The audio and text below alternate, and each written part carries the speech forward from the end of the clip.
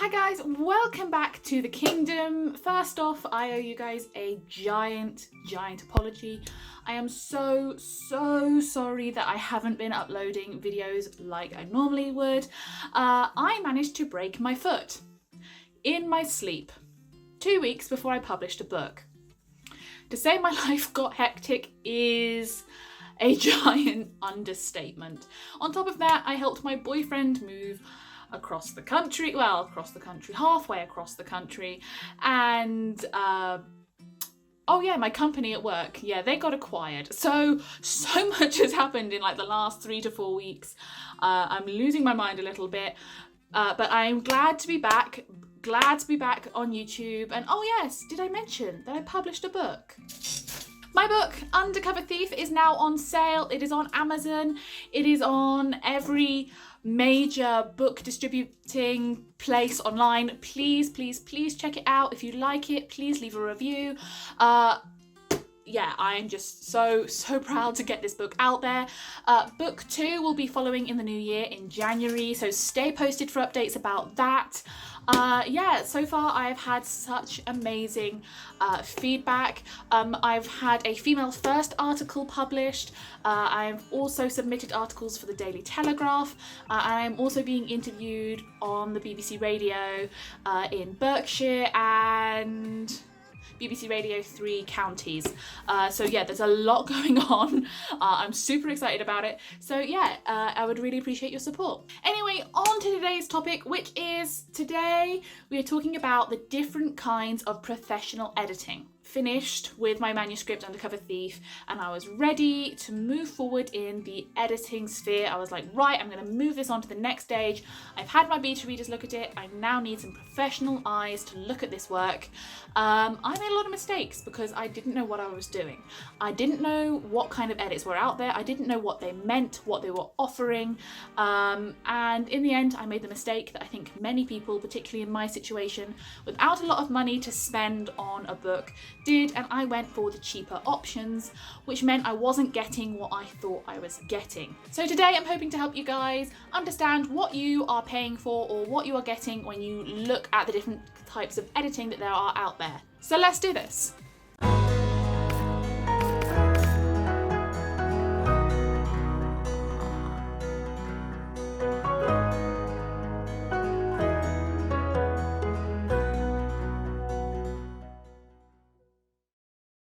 Okie dokie, so let's dive in. Editing your work is tricky. It takes time, it takes patience, and it takes a lot of resolve, stubborn will, and, healing your hurt feelings, because taking criticism about your work can be really tough. Once you've done the work on it yourself, you then need to enlist beta readers, and then once your beta readers are giving you feedback, you need to work on that, and after all of that, then you are ready for the professional edit. Now you may be asking yourself, do I really need an editor?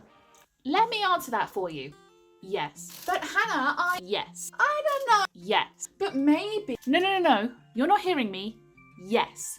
You need a professional editor. No one, and I mean no one, writes a good book without receiving feedback before it's published. It just doesn't happen. A professional editor knows the sphere, knows the industry, and knows books, whereas you are inexperienced in this area.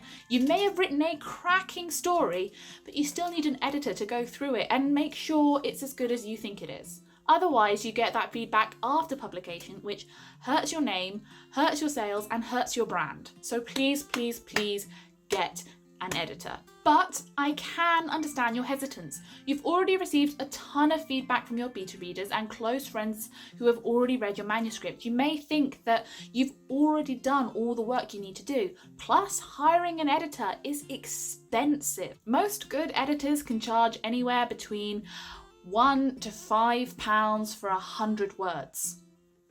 That's a lot of money. It's also difficult to know that you're going to be paying all of this money to someone to tear apart your book, which you've probably poured your heart and soul into. But trust me, your book, as you as a writer, will be so much better off for it having worked with a professional editor. But there are hundreds of different editors, hundreds of different editing styles out there, and it's important to know what you are signing up for, what you are paying for, before you go ahead and pay. So today we're going to break down some of the major kinds of editing out there, what their differences are, to help you work out which kind you need. The first kind of editing we're going to talk to is number one, a critique, or otherwise known as an assessment. This is a complete evaluation of your manuscript. At the end, they will probably write you a very detailed letter explaining your mistakes, writing quirks, and honestly, this can be really eye-opening as a reader. I have done this on a couple of my manuscripts I'm not sure I'm going to publish, but books that helped me evolve as a writer, because it really helped me hone where my mistakes were, where my weak areas were in my writing, and helped me focus on being better as a writer. However, it is important to note that a critique or an assessment is not an edit. I repeat, it is not an edit. A critique or assessment isn't going to go through your manuscript line by line and tell you that this is a problem area. It's not going to go through and fix your mistakes. If they notice them, they will point them out, maybe, but generally they're going to focus on the overarching bigger problems within your story. Now, people are often attracted to the critique or the assessment because it is a lot cheaper than editing, because there is less work involved. It's cheaper because there's less work. You see the correlation. It is also important to remember that you can get critique partners for free. So this often happens when one author will team up with another author and they agree to critique each other's work. It's kind of like having a professional buddy in the industry. I, in fact, employ this method of critique partnering because I find that it is really helpful to get someone who is as enthusiastic about writing or understands the craft of writing with their eyes on a book after my beta readers. It's also important to know that there are authors, editors, writers, and other people out there who offer a critiquing or assessment package in exchange for a small fee if you cannot find someone out there who is willing to partner with you, or someone that you want to partner, because it's important that it's a two-way street. Number two kind of edit we're going to talk about today is the development or the content edit. This kind of edit focuses on the content of the story itself. It focuses on the plot of your story, it focuses on major plot points, organisation, writing style, poor character development, bad plot twists, misunderstandings that happen throughout the book. Basically, they will go through and point out areas of your story that are poorly written. They will not focus on grammar or sentence structure. That's not what they're being paid to do. That will come later. That is not the point of this kind of edit. This kind of edit is to make sure that your story is nailed down exactly and is told in the best possible light. We are looking at the content. We are making sure that the story, the plot, the characters, they all come off with the best possible shine. The developmental edit, at least for me, is an absolute must, and I know many authors out there who agree with me. You will tend to find that over time, authors will gravitate back towards developmental editors that they found have really helped them make their manuscript shine, who have really polished up their work. But I know personally my writing wouldn't be half as good without a developmental edit. As a writer, they are perhaps emotionally the hardest to go through because you have to go through and rework things. It is changing more than just a sentence structure on a page. You can sometimes be changing entire chapters or entire character arcs. You may have to move chapters around or scenes around or cut scenes entirely, scenes that you absolutely love. But your editor is right, they add nothing to your story. In my opinion, you will see the most dramatic changes happening to your book through a developmental edit, which is why I think you get more out of your money for a developmental edit, which is another one of the reasons why I don't mind paying what could be seen as expensive costs. Actually, they're not could be seen, like, it's expensive, but it is totally worth it. The number three kind of edit is the line edit, and this essentially focuses on clarity. They are looking at your writing in a term of sentence structure and flow and writing style. They will tell you if your dialogue is stilted, they will tell you if you're confusing your reader by using words in the wrong context. They will tell you if you're not being creative enough, or even if you're being too creative. They will tell you whether you've piled on the cliches and whether you've been weird with your prose rather than poetic. This phase really shouldn't be overlooked because it is so important. It is about how your reader will receive your story.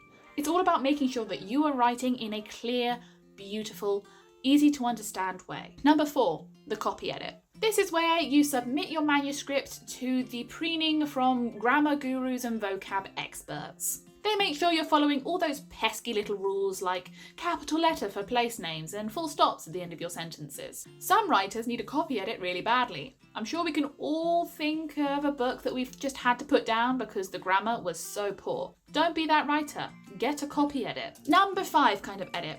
Proofreading. Now, this one is kind of difficult to explain because there are 2 interpretations of a proofreader. The first interpretation of a proofreader is what I would call a print checker. This is someone who gets a printed copy of the book after it's been formatted, after it's gone to the printers. It gets this physical copy and they check the printed copy. They read through the printed copy to look for errors. In my opinion, unless you have a glaringly obvious mistake that somehow you've missed in your other edits, you shouldn't really need this as a writer. This should be down to your publisher, whether it's indie or not, to check. In my opinion, where writers need to engage a proofreader is someone who, after all of those edits, the developmental edit, the copy edit, they go through and they read your book and they point out any lingering mistakes that might be left over. A proofreader will generally be doing the basic nuts and bolts. They won't tell you if your story sucks or if your flow is awful. They're just going to tell you, this is wrong, you've put the wrong name in here, this is grammatically incorrect, and basically make sure that your book is all ready to go before it goes off to formatting. So those are the 5 major kinds of editors that you should know about. Like I said, there are thousands of different kinds of edits out there, and oftentimes when going with a professional editor, you can find people who do packages that make things slightly easier on your purse or wallet. Now, as I have said many times throughout this video, editing is expensive. So if you think you want to publish your work professionally, you want to pitch agents, or you want to indie publish, whatever it is that you want to do, if you want your work to be taken seriously, you will need an editor. So start saving as soon as you've made that decision. That being said, just because an editor is the most expensive one out there doesn't necessarily mean they are the best one for you. Absolutely make sure you do your shopping, make sure that you get good recommendations from people, and it doesn't hurt to ask for a sample. When searching for the right editor for a particular project, because some of my writing is very different to other parts of my writing, I have sent them 2 chapters of my manuscript and asked them to do a sample edit. Now obviously it's not in as much detail as they would do were they to do the whole thing, but it gives me a flavour of how they would approach my project, and that has really helped me to find editors that I actually have a flow and working connection with. It is also important to note that I have mentioned 5 different kinds of edits in this video. That does not mean you need 5 different editors. Lots of editors, again, like I've said, will offer packages. Lastly, there are other kinds of edits out there such as sensitivity readings and fact-checking readings and lots of other kind of things out there. I would recommend getting a sensitivity reader, particularly if you're looking at children YA or dealing with topics that could offend people, simply because it is better safe than sorry. Today, however, I listed the kinds of edits that you really can't get away without. Personally, depending on the project, I would definitely get a developmental edit and a copy edit. Whether or not I get a line edit is depending on how adventurous my prose has been or new a project or genre is to me. So for example, I don't write horror, but I am attempting for the first time to write a thriller present tense novel. It's the first time I'm attempting to write a thriller present tense novel, so I will probably also get a line edit when I go through all of the editing phases of this book, because I want to make sure that the flow and the clarity is as good as it can be. So that is it for today. I hope you guys have enjoyed this video. If you did, please give it a big thumbs up and subscribe to my channel.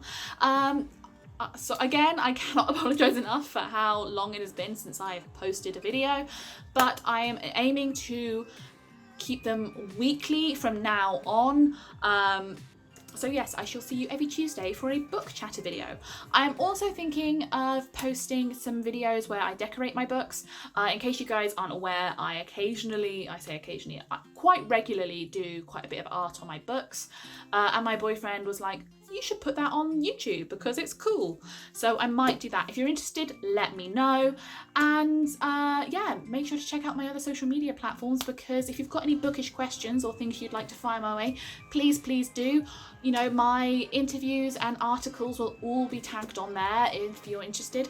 And yeah, I hope to see you guys next week. I hope you have a positive and productive week, and I'll see you soon. Bye!